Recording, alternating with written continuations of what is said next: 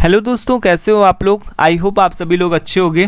तो हम लोग दोस्तों बात कर रहे हैं ऑपरेशन मैनेजमेंट की। इसी सीरीज़ में आज का हमारा टॉपिक है सप्लाई चेन मैनेजमेंट में किस तरीके से हम परफॉर्मेंस को मेज़र कर सकते हैं। So performance measurement in supply chain management, जैसा यहाँ पर आपको नाम से ही पता चल रहा है कि परफॉर्मेंस का मेज़रमेंट करना, यानी परफॉर्मेंस का मेज़रमेंट का क्या मतलब हुआ कि जैसे परफॉर्मेंस को मेज़र करना, जैसे जो भी स्टूडेंट्स होते हैं उनकी भी परफॉर्मेंस को मेज़रमेंट करने के लिए क्या होता है, क्लास टेस्ट लिए जाते हैं, PUTs लिए जाते हैं, इंटरव्यू कंडक्ट कराया जाता है और रिव्यू वगैरह कंडक्ट कराया जाता है। तो इससे क्या हो सकता है कि हमारी जो परफॉर्मेंस है वो कंडक्ट होती है, यानी उसको मेज़र करने के लिए कि हम कैसा परफॉर्म कर रहे हैं, सही परफॉर्म कर रहे हैं, गलत परफॉर्म कर रहे हैं। इससे हमको पता चलता है कि कहाँ पर हमको इम्प्रूवमेंट करने की ज़रूरत है, कौन से सब्जेक्ट में ज़्यादा मेहनत करने की ज़रूरत है। क्लास टेस्ट वगैरह क्यों करवाए जाते हैं, ताकि हमको पता चलता है कि कौन से सब्जेक्ट में हमको ज़्यादा मेहनत करना है, किस सब्जेक्ट में हम एवरेज हैं, किस सब्जेक्ट में हम अच्छे मार्क्स लेकर के आ रहे हैं। तो यानी परफॉर्मेंस मेजरमेंट का क्या मतलब हुआ कि इसी तरीके से हम सप्लाई चेन मैनेजमेंट में भी इसको यूज़ करते हैं। लास्ट वीडियो में हम लोगों ने देखा था कि सप्लाई चेन मैनेजमेंट क्या होता है। तो सप्लाई चेन मैनेजमेंट में हम परफॉर्मेंस मेजरमेंट इस वजह से करते हैं ताकि हमारा जो भी सप्लाई चेन मैनेजमेंट का, जो भी सप्लाई चेन में जो भी प्रोसेसेस यूज़ हो रहे हैं, जो भी अलग अलग डिपार्टमेंट्स, अलग अलग हमारे सप्लायर्स हैं, डिस्ट्रीब्यूटर्स हैं, रिटेलर हैं, इन सभी लोगों की परफॉर्मेंस को मेज़र किया जा सके ताकि देखा जाए कि ये सही तरीके से काम कर रहे हैं कि नहीं कर रहे हैं। और इसका जो मेन ऑब्जेक्टिव होता है वो यही होता है कि कस्टमर हमारा सेटिस्फाई रहना चाहिए। That's it. सो यहाँ पर performance measurement in supply chain management involves assessing the effectiveness, यानी इफेक्टिवनेस, क्वालिटी को चेक किया जाता है और साथ में आपके पास में जितने रिसोर्सेज हैं उन सभी रिसोर्सेज का 100% यूटिलाइजेशन हो रहा है कि नहीं, इस चीज़ को भी चेक किया जाता है। ऑफ वेरियस एस्पेक्ट्स, अलग अलग तरीके से एस्पेक्ट्स से देखा जाता है। उनकी परफॉर्मेंस को चेक करने के लिए आप कुछ भी कर सकते हो। आप जस्ट लाइक उनका रिव्यू वगैरह ले सकते हो, उनको ट्रेनिंग दे सकते हो ताकि उनको अच्छे से पता चल सके कि किस तरीके से उनको सप्लाई चेन मैनेजमेंट में उनको पार्टिसिपेट करना है। तो यहाँ पर देखो supply chain it helps in evaluating the performance of the suppliers। इससे आपके सप्लायर्स की आपको परफॉर्मेंस पता चलती है, आपके लॉजिस्टिक डिपार्टमेंट की आपको पता चलता है, प्रोडक्शन डिपार्टमेंट की आपको पता चलती है कि किस तरीके की परफॉर्मेंस है। देन इन्वेंट्री को किस तरीके से लोग मैनेज कर रहे हैं, कस्टमर की सर्विस को किस तरीके से दिया जाता है, यानी कि ओवरऑल जो भी सप्लाई चेन मैनेजमेंट में जितने भी प्रोसेस यूज़ होते हैं, जैसे हम लोगों ने देखा था, तो वो सभी चीज़ों का हम मेज़र करते हैं कि सही सारी जो भी चीज़ें हैं वो सही से वर्क करनी चाहिए। तो अब इसका ऑब्जेक्टिव क्या होता है, इसका ऑब्जेक्टिव यही होता है सप्लाई चेन मैनेजमेंट में परफॉर्मेंस मेजरमेंट का, कि हम क्या करते हैं कि परफॉर्मेंस को चेक करते हैं, यानी कि सप्लाई चेन की जो भी परफॉर्मेंस है, यानी कि सभी लोगों की, अलग अलग डिपार्टमेंट्स की, अलग अलग सप्लायर्स, डिस्ट्रीब्यूटर्स, उन सभी की परफॉर्मेंस को चेक करना। देन इसके बाद में आइडेंटिफाई बॉटलनेक्स, उन प्रोसेस को हम देखते हैं जहाँ पर बहुत ज़्यादा समय लग रहा है। जो बहुत ज़्यादा, बॉटलनेक का मतलब होता है कि जो सबसे ज़्यादा जिसमें टाइम कंज्यूम होता है, जिस भी प्रोसेस में ज़्यादा समय कंज्यूम होता है, दैट कॉल्स बॉटलनेक।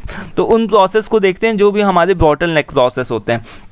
इसके बाद में हम अपनी डिसीजन मेकिंग को इन्हेंस कर सकते हैं। देन सेट परफॉर्मेंस टारगेट, यानी कि हमारा जो भी टारगेट फिक्स है उसके अकॉर्डिंग हम क्या करना कि उसी के अकॉर्डिंग हमको परफॉर्म करना। जो भी टारगेट फिक्स है कि यानी कि एक दिन के अंदर 2000 पार्ट बनेगा तो हम 2000 पार्ट बनाएंगे, ये नहीं कि 1800-1900 बना रहे। तो यानी कि जो भी हमारा टारगेट फिक्स है उसके हिसाब से काम करना। एंड हमारी की जो भी सप्लायर है उनकी परफॉर्मेंस को मॉनिटर करना, कस्टमर का सेटिस्फेक्शन बढ़ाना और कॉन्टीन्यूअस इंप्रूवमेंट करना और कोलैबोरेशन, एक दूसरे के साथ में अच्छा रिलेशनशिप और एक दूसरे के लिए हेल्प करते रहना, ये सभी चीज़ें। और क्या है, रिस्क मैनेजमेंट को देखना। देन कॉस्ट का रिडक्शन करना, एफिशिएंसी बढ़ाना, ऑन टाइम डिलीवरी करना। तो ये कुछ एक यहाँ पर ऑब्जेक्टिव्स लिखे हुए हैं, रीजंस लिखे हुए हैं कि क्यों हमको परफॉर्मेंस का मेजरमेंट करना चाहिए सप्लाई चेन मैनेजमेंट में।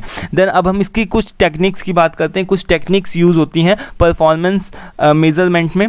तो यहाँ पर देखो सबसे पहली जो टेक्निक है दैट कॉल्स KPI का नाम आप लोगों ने मे भी पहले सुना होगा, तो अगर नहीं सुना है तो यहाँ पर आप सुन लो। इसका जो फुल फॉर्म होता है वो दैट इज़ कि की परफॉर्मेंस इंडिकेटर। की परफॉर्मेंस इंडिकेटर में आप क्या करते हो कि एक तरीके का ये टूल होता है जिसकी हेल्प से आप अपने ऑर्गेनाइजेशन की, अपने प्रोसेस की, अपनी जो भी अलग अलग तरीके की एक्टिविटी है उनकी प्रोसेस, उनकी परफॉर्मेंस को चेक करते हो। जो भी, जैसे अगर मैं बताऊँ तो KPI में क्या होता है, जो भी आपका ऑपरेटर है, जो मान लो ऑपरेटर आप, वो उसकी परफॉर्मेंस को चेक करना है, तो मान लो कि आपने क्या किया, जानबूझ करके डिफेक्टिव पार्ट भेज दिया, तो अब वो क्या करेगा कि जो ऑपरेटर होगा अगर वो डिफेक्ट को पकड़ लेगा तो यानी कि वो सही से काम कर रहा है, अच्छे से काम कर रहा है। और अगर डिफेक्ट को नहीं पकड़ पाया, वो उसने आगे फ्लो कर दिया पार्ट को या प्रोडक्ट को, तो वो क्या कर रहा है, वो सही से काम नहीं कर रहा। उसके लिए हम उसको ट्रेनिंग दे सकते हैं, उसको डांट लगा सकते हैं। तो ये हो गया हमारा की परफॉर्मेंस इंडिकेटर, यानी कि KPI की परफॉर्मेंस इंडिकेटर। उन सभी चीज़ों की परफॉर्मेंस को चेक करने के लिए ये टूल यूज़ होता है।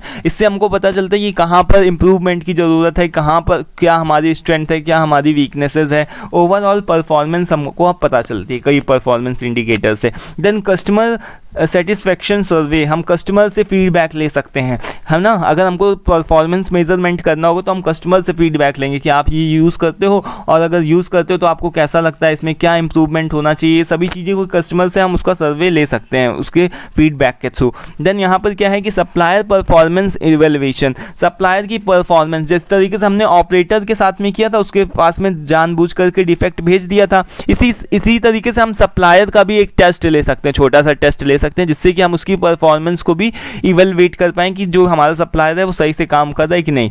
देन यहाँ पर क्या है कि cycle time analysis, cycle time analysis में क्या होता है कि हम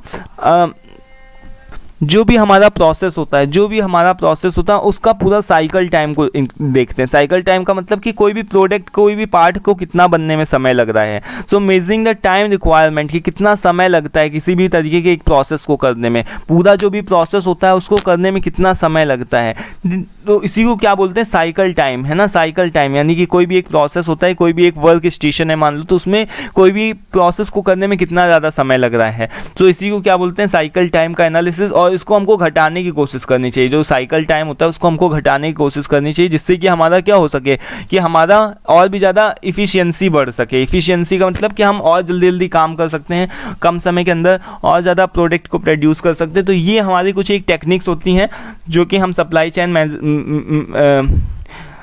चेन मैनेजमेंट में यूज़ करते हैं। इसके अलावा दोस्तों एक लास्ट में और भी है जिसका नाम है बेंचमार्किंग। बेंचमार्किंग क्या होता है दोस्तों, एक तरीके के ऐसी टूल या फिर टेक्निक होती है जिसकी हेल्प से आप क्या करते हो कि अलग अलग कंपनियों को अलग अलग एक बेंचमार्क देते हो कि ये कंपनी अच्छी है, ये कंपनी को और इम्प्रूवमेंट करने की जरूरत है। इससे क्या होता है, जैसे कि हम स्टूडेंट्स को रैंक के हिसाब में बांटते हैं ना, कि first, second, third, fourth, fifth, इस तरीके से रैंक के हिसाब से बांटते हैं। तो इसी तरीके से बेंचमार्क करना, यानी कि कंपनियों में भी क्या होता है, बेंचमार्किंग, इसकी परफॉर्मेंस को देखते हो उसको हम लोग बेंचमार्क करते हैं। इसकी हेल्प से it helps identify area of improvement, जिससे कि जो भी कंपनी है उसमें इंप्रूवमेंट देखा जा सके। And set performance standard to achieve higher level of efficiency, quality और कम्पिटिटिवनेस, यानी कि वो अपने क्वालिटी के साथ में, इफिशियंसी के साथ में काम कर सके। सो यहाँ पर ये कुछ एक टेक्निक्स दी गई हैं सप्लाई चेन मैनेजमेंट की, ठीक है। सो आई होप कि क्लियर हो गया होगा।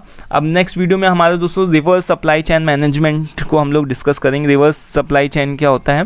तो आई होप कि क्लियर हो गया होगा कि परफॉर्मेंस मेजरमेंट हम किस तरीके से करते हैं सप्लाई चेन मैनेजमेंट में। स्टिल कोई कंफ्यूजन, डाउट लग रहा हो तो आप पूछ सकते हो।